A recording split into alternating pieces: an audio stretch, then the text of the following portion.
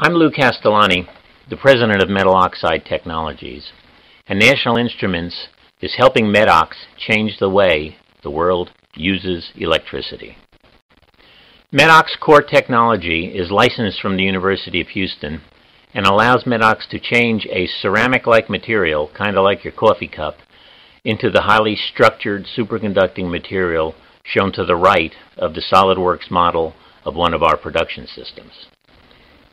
Each of the small wires shown on the far right can transmit more electricity than all three of the copper wires. Where copper transmits 500 amps, our superconducting material transmits more than 2 million amps. National Instruments software, hardware, and training is definitely mission critical to Medox production technology. Each Medox production reactor system has around 30 process variables. Long lengths of superconducting wire means days of continuous operation, and we depend on NI software and hardware to keep our process parameters within very narrow operating ranges. Our operators rely on graphical displays to monitor real-time process conditions. Data acquisition and storage allows us to match process conditions to quality control issues along the wire length, either during production or after production is complete. Medox process systems have undergone many changes over the last few years, and NI training has been a key element in allowing us to manage process control changes quickly and effectively in-house.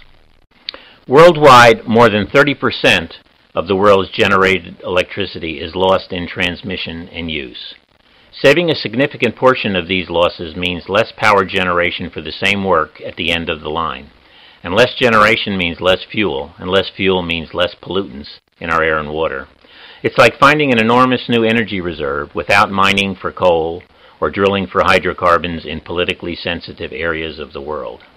Any large equipment using superconducting wire will be smaller, lighter, cooler, much more efficient, and have a lower life cycle cost than copper.